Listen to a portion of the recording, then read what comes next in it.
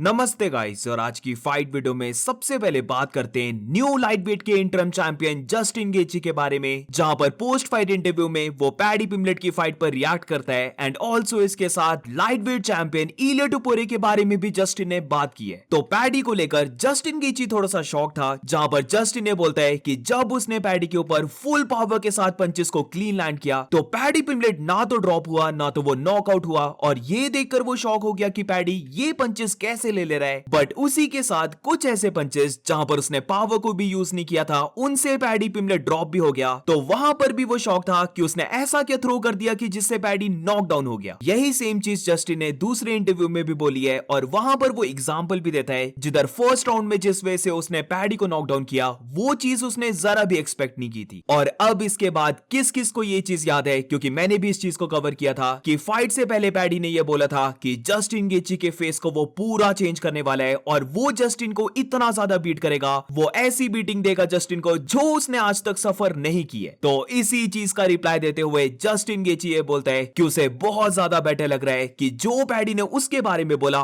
वही चीज उसने पैडी के ऊपर कर दी। पैडी ने उसको लेकर बहुत ज्यादा शिट टॉक किया है कि वो उसके फेस को चेंज कर देगा, तो अब एग्जैक्टली सेम उसने पैडी का किया, जहां पर वो पैडी के फेस को चेंज कर देता है। और इसीलिए जब फाइट ओवर हुई वो पैडी के पास जाता है और उसे बोलता है कि look at your fucking face. तो काइंड ऑफ यहां पर जस्टिन गेची ने रिवेंज ले लिया पैडी से, क्योंकि पैडी ने उसको जो भी बोला था वही सेम जस्टिन ने पैडी को कर दिया। और ये पहली बार है कि पैडी पिम्बलेट ने इतनी बुरी बीटिंग ली है। अब इसके बाद जब लाइटवेट चैंपियन इलिया टुपुरे का टॉपिक आता है कि क्या वो इलिया जो उसका नेक्स्ट ओपोनेंट रहने वाला है उसको लेकर उसके पास कोई मैसेज है, तो जस्टिन गेची स्ट्रेट अप मना कर देता है कुछ भी बोलने से, जहां पर वो कहता है कि उसके पास कोई भी मैसेज नहीं है, वो बस अपने कोचेस पर रिलाय करता है और वो हर एक चीज करने वाला है अनडिस्प्यूटेड चैंपियन बनने के लिए। ऑल्सो इसके साथ बोल सकते हैं जस्टिन गेची चाहता है कि उसके इलिया टुपुरे के साथ फाइट हो व्हाइट हाउस में, जहां पर जस्टिन ये बोलता है कि व्हाइट हाउस का कार्ड जून में होने वाला है और अभी चल रहा है जनवरी, तो उसके पास बहुत ज्यादा टाइम है कि वो रिकवर हो जाए, टाइम ऑफ ले ले और फिर से प्रॉपर वे से ट्रेन हार्ड करके वापस अपना कमबैक करे। जहां पर वो एक अमेरिकन है, वो अपनी कंट्री को रिप्रेजेंट करता है, तो देयर इज एब्सोल्युटली नो वे कि यूएफसी उसे व्हाइट हाउस के कार्ड से बाहर रख सकती है, जहां पर वो व्हाइट हाउस में फाइट करेगा ही करेगा अनलेस वो डेड हो जाए। तो अगर जस्टिन गेची व्हाइट हाउस में फाइट कर रहा है और इलिया टुपुरिया बोल चुका है कि वो अप्रैल और जून के बीच में अपना रिटर्न करेगा, तो अब ये फाइट परफेक्ट बनती है व्हाइट हाउस के लिए, जहां पर चैंपियन वर्सेस इंटरम चैंप के बीच में फाइट होगी। और इसी के साथ इलिया टुपुरिया का एक ट्वीट बहुत ज्यादा वायरल जा रहा है, जहां पर लास्ट ईयर सितंबर के ही मंथ में इलिया टुपुरिया ने बोल दिया था कि कौन उसके साथ बेट करना चाहता है कि वो व्हाइट हाउस के कार्ड में ही फाइट करेगा। सच में मुझे बहुत ज्यादा चांसेस लग रहे हैं कि इलिया टुपुरिया और जस्टिन गेची की फाइट व्हाइट हाउस में हो जाएगी, क्योंकि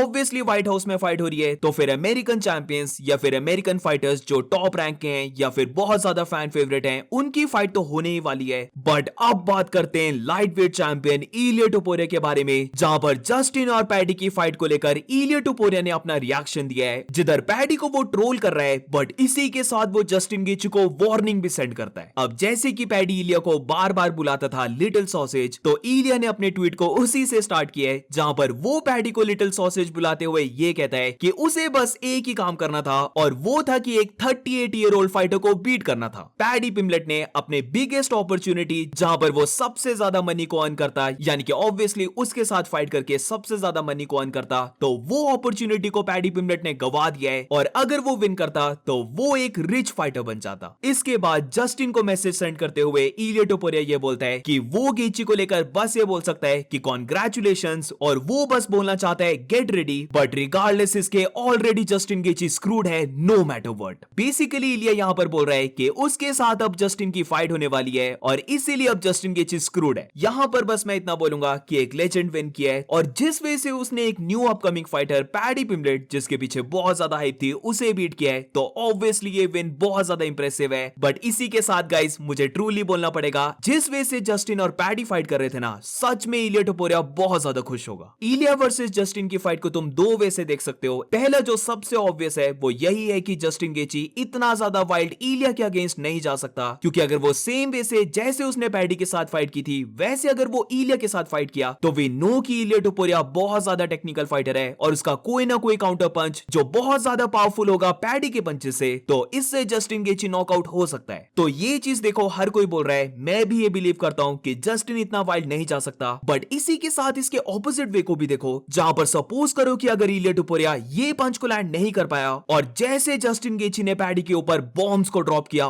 वैसे अगर वो इलिया टुपुरिया के ऊपर ड्रॉप करता है, लिख के ले लो, मैं गारंटी देता हूं पैडी जितनी बीटिंग इलिया टुपुरिया नहीं ले पाएगा। तो इलिया टुपुरिया की साइड से जो मैंने बोला वो भी एक्चुअल फैक्ट है और जस्टिन गेची की साइड से जो मैंने बोला वो भी ऑब्वियस सा फैक्ट है। बट हाँ, यहां पर मैं ट्रूली बिलीव करता हूं कि जस्टिन गेची इतना ज्यादा वाइल्ड इलिया के अगेंस्ट नहीं जा सकता। Where is a moving on, तो एक और फाइटर ने पैडी पिमलेट के ऊपर रिएक्ट किया है और ऑब्वियसली ये फाइटर अरमान सरूकिन है। तो अरमान यहां पर पैडी पिमलेट को लिखता है कि ये क्लाउन जो जस्टिन गेची एंटीबायोटिक्स पे था उसको भी बीट नहीं कर पाया। अब काफी लोग ये बोल रहे हैं कि जस्टिन गेची एंटीबायोटिक्स पे था, बट एज ऑफ नाउ ये कंफर्म नहीं हुआ है क्योंकि जो उसके नेक पे था वो चीज जस्टिन ने बोली थी कि वो इनग्रोन हेयर है, वो स्टाफ इन्फेक्शन नहीं है। तो let's see couple of days में क्या जस्टिन गेची फिर से डिस्क्लोज करता है कि यस वो स्टाफ इन्फेक्शन थी और उसने झूठ बोला था, या फिर वो ट्रूली एक इनग्रोन हेयर था। Where is a moving on, तो अब बात करते हैं फॉर्मर यूएफसी लाइटवेट फाइटर जिसने रिसेंटली ही रिटायरमेंट को अनाउंस किया था, यानी कि डस्टिन पोरियर के बारे में। जहां पर शॉकिंगली जब डस्टिन से यह पूछा जाता है कि क्या वो जस्टिन गेची के साथ ट्रिलॉजी फाइट के लिए वापस आ सकता है, तो डस्टिन पोरियर यहां पर एग्री करता है इस पर, जिधर रिप्लाई करते हुए डस्टिन ये कहता है कि दी ओनली फाइट जिसके लिए वो कम बैक करेगा वो है जस्टिन गेची की ट्रिलॉजी फाइट। ऑब्वियसली ये फाइट सेंस नहीं बनाती और नहीं होने वाली है, बट हाँ अगर कुछ शॉकिंग हो जाता है जहां पर ये दोनों फाइटर्स अपनी स्टोरी को एंड करते हैं जिधर दोनों अभी 1-1 है, तो ट्रिलॉजी फाइट डिसाइड कर सकती है कि कौन सा दोनों में से बेटर फाइटर है। इसके बाद मूविंग ऑन, तो co main event fighter Sean O'Malley के बारे में मैं हल्की सी बात करना चाहता हूं, जहां पर मेन ही टॉपिक के बारे में बात करते हैं और वो था कि जब शॉन ओमेली से पीटर यान की फाइट के बारे में पूछा जाता है तो शॉन ओमेली का ये कहना था कि पीटर यान ये चीज बोल चुका है और ये लग भी रहा है कि पीटर यान की नेक्स्ट फाइट मेराब दिलिशवली के साथ ही होने वाली है, जहां पर ये दोनों फाइटर्स अपनी राइवलरी को ओवर करेंगे ट्रिलॉजी फाइट करके और उसके बाद ही उसे अपॉर्चुनिटी मिल सकती है। तो क्या यहां पर अब शॉन ओमेली एक और फाइट करेगा? तो इसको लेकर शॉन ओमेली के कुछ और प्लान्स हैं, जहां पर शॉन ओमेली ये कहता है कि अगर पीटर यान और मेराब दिलिशवली की ट्रिलॉजी फाइट हो ही रही है तो वो खुद बहुत अच्छा है और वो वेट करेगा इन दोनों की फाइट ओवर होने का। एक क्लोज विन लेने के बाद क्या उसे टाइटल शॉट मिलने वाला है? वी ऑल नो कि बैंटरवेट में टॉप स्टार में से एक आता है शॉन ओमेली, और अभी अगर हम उसके राइवल्स को देखें तो एक तो कोरी सैंडहगन है जो ऑलरेडी मेराब से हार चुका है, और दूसरा तुम बोल सकते हो उमार नूरमागोमेडोव है। और पर्सनली मैं चाहता हूं कि या तो शॉन ओमेली की फाइट उमार के साथ हो जाए या फिर उसका बेस्ट मैचअप जो काफी सालों से हर कोई मांग रहा है, यानी कि शॉन ओमेली वर्सेस कोरी सैंडहगन की फाइट हो जाए। बट आई रियली थिंक कि जो ओमेली बोल रहा है कि वो वेट करेगा नेक्स्ट टाइटल शॉट के लिए, तो नो डाउट उसे मिल भी सकता है, क्योंकि अगर उमार की परफॉर्मेंस की बात करें तो बेशक वो तीनों राउंड्स को विन किया, बट वी नो कि वो फाइट इतनी एंटरटेनिंग नहीं गई है, जहां पर डेविसन तो पूरा ही डर के खेला है, और इसीलिए आई डोंट थिंक सो कि ऐसी परफॉर्मेंस के बाद उमार को भी डायरेक्टली टाइटल शॉट मिलने वाला है। तो अगर उमार को नहीं मिल रहा है, कोरी अपनी फाइट को हार के आ रहा है, तो पीटर यान वर्सेस मेराब के बाद रियली कोई फाइटर ऐसा बचता नहीं है जिसे नेक्स्ट टाइटल शॉट मिल सके, अनलेस उसका नाम शॉन ओमेली है। ऑल्सो जो मुझे सबसे बड़ी बात लग रही है जिसको लेकर यूएफसी फाइट को प्रमोट कर सकती है, वो है कि अगर बैंटरवेट चैंपियन पीटर यान एक और बार मेराब को हरा दिया तो फिर यूएफसी इस फाइट को ऐसे प्रमोट करेगी कि शॉन ओमेली ने पीटर यान को हराया है तो दोनों का रीमैच होगा फॉर द बैंटरवेट टाइटल, और ये fight to be honest sell भी करेगी। तो do let me know in the comments, तुम्हें क्या लगता है कि शॉन ओमेली की फाइट किसके साथ होनी चाहिए? क्या उसे वेट करना चाहिए अपने टाइटल शॉट के लिए या फिर उसे एक और फाइट करनी पड़ेगी? And that's it for today guys, आज की फाइट वीडियो में बस इतना ही। अगर तुम्हें वीडियो अच्छी लगी हो तो please make sure to like and subscribe. मिलते हैं नेक्स्ट वीडियो में।